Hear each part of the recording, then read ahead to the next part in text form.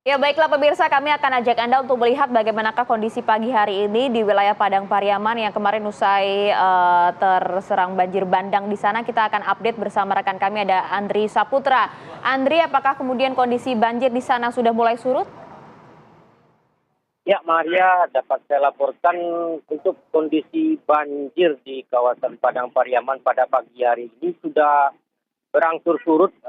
Bahkan sekarang sama-sama kita lihat belakang itu pada saat banjir itu ketinggian air sampai sepinggang orang dewasa untuk di sekolah, di lokasi sekolah ini. Begitu, Maria.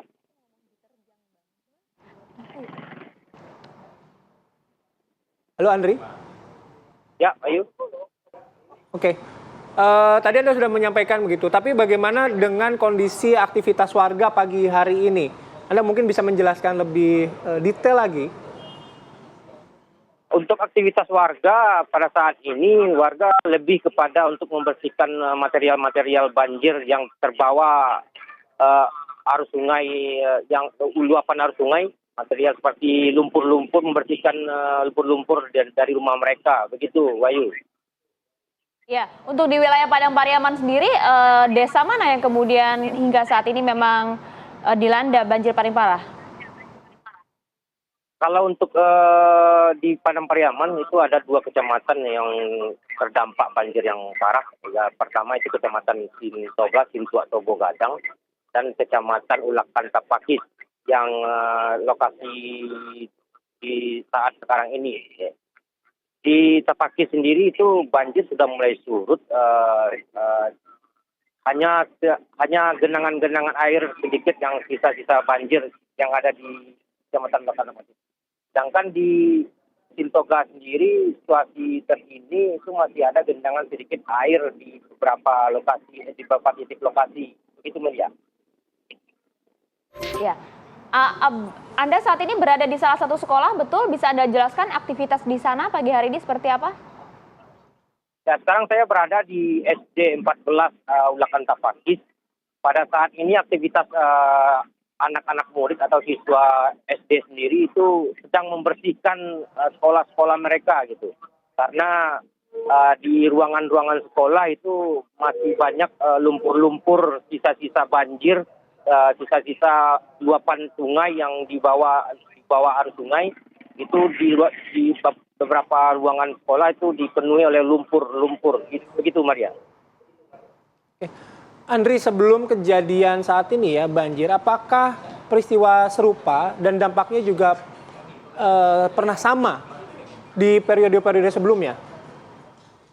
Kalau di kecamatan Ulakan Tapakis ini atau tepatnya di Nagari Tapakis, ini adalah kejadian yang terbesar selama kurun waktu 20 tahun belakangan. Begitu, Wahyu. Oke, baik, terima kasih Andri Saputra melaporkan langsung dari Padang Pariaman, Sumatera Barat. Jaga kesehatan Anda di sana, Andri. Ya, Pak Guswanto masih terhubung bersama kami. Kami mohon pencerahan, Pak Gus. Kalau tadi sudah kita jabarkan bagaimana kondisi saat ini hingga seminggu ke depan di wilayah Sumatera. Bagaimana dengan daerah-daerah lainnya? Daerah mana yang perlu menjadi kewaspadaan penuh untuk kita? Ya, baik, Maria. Jadi memang betul yang disampaikan Mas Andri tadi ya. Tanggal 23 Januari itu curah hujan di daerah Sicincin itu tercatat 252 mm ya per hari. Dan di Teluk Bayur 159. Dua itu kategori memang ekstrim ya. Kemudian kalau kita lihat untuk seminggu ke depan ya, memang ada beberapa. Kita lihat misalkan untuk tanggal 24, 25 ya ini sudah lewat, mungkin 28, 30 ya. 28, 30 ini masih kita perlu waspadai, yaitu di Aceh, Sumatera Utara, Riau Kepulauan Bangka Belitung, Banten, kemudian Jawa Barat, Jawa Tengah, di Yogyakarta, Jawa Timur, Bali, Nusa Tenggara, Kalimantan Barat, ini hampir semuanya ya, Kalimantan Tengah, Sulawesi Selatan dan Sulawesi Barat. Kita lihat juga ada di Maluku, Papua, dan Papua Barat. Oke, Pak Guswanto mungkin boleh ditampilkan juga ya pada kami, pada pemirsa TV One, mungkin daerah-daerah yang tadi Pak Guswanto sebutkan. Boleh dibagikan datanya, Pak? Bagikan, mungkin di share screen begitu Pak, pada kami Pak. Jadi biar ini juga menjadi kewaspadaan. Di share screen-nya belum bisa ini, masih dimatikan. Oke. Oke, silakan dilanjut terlebih dahulu Pak, monggo. Baik. Kemudian untuk perakiraan cuaca berbasis dampak yang tadi saya sebutkan, kita lihat bahwa tanggal 25 sampai tanggal 26 ini Aceh, kemudian Kepulauan Riau, Kalimantan Tengah, Kalimantan Selatan, Sulawesi Tengah, Sulawesi Barat ya. Ini statusnya adalah siaga. Sedangkan untuk status waspada itu ada di Sumatera Utara, ada di Riau, Jambi, Sumatera Selatan, Bengkulu, Lampung, kemudian Jawa Barat, Jawa Tengah, kemudian Jogja, Jawa Timur, Bali, Nusa Tenggara, kemudian ada Sulawesi Selatan, Sulawesi Utara, dan Maluku, serta Papua dan Papua Barat. Ya, untuk Sumatera Barat kalau kita lihat sepertinya sudah reda ya ini. Oke.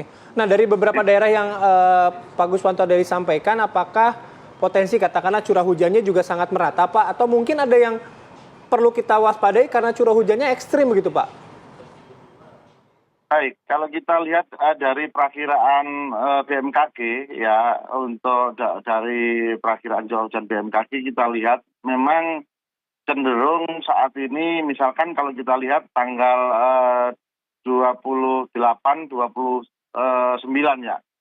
Ini masih terjadi di sekitar Riau Kepulauan, kemudian Kalimantan Barat. Ya. Kemudian kalau kita mundurkan lagi tanggal 27 ini masih di pesisir barat daripada Sumatera. Dan itu curah hujannya berkisar antara lebat sampai dengan ekstrim. Nah, lebat ini kategorinya yaitu sekitar 50 mm sampai 100 ya. Nanti kalau lebih dari 150 itu baru ekstrim. Di tengahnya ada sangat lebat, yaitu sekitar 100 sampai dengan 150.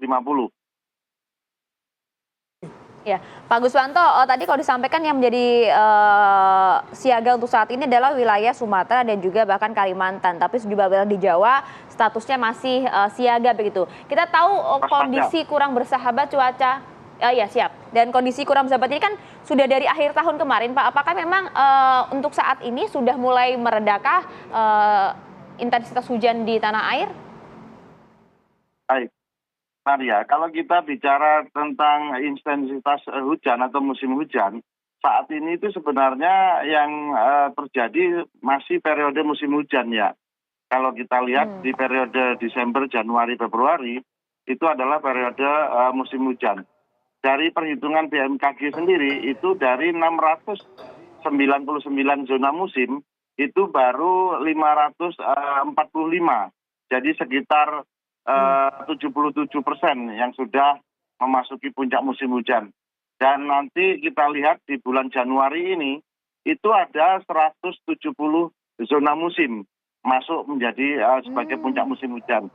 Februari itu akan masuk lagi 99 zona musim yang akan masuk. Wow. Jadi definisinya kebetulan saja kalau kita lihat, kita rasakan saat ini itu cuaca Jabodetabek cukup bersahabat. Artinya berkurang. Namun bukan berarti bahwa ini musim hujan sudah selesai. Tidak. Kita wilayah Indonesia sangat luas, di mana hujan itu terjadi secara ruang dan waktu. Kalau kita lihat saat ini walaupun di Jabodetabek aman, tenang, namun di Aceh, kemudian Sumatera Barat, kemudian Kalimantan Barat, Sulawesi Selatan, itu perlu waspada. Seperti itu, Maria. Oke, baik. Baik, terima kasih Pak Guswanto atas informasinya dan juga waktunya pagi hari ini. Mudah-mudahan tadi apa yang disampaikan oleh Pak Guswanto ini bagian dari early warning system kita sendiri ya. Minimal dari kita pribadi terlebih dahulu sudah ada prediksi-prediksi yang dilakukan atau dikaji oleh BMKG.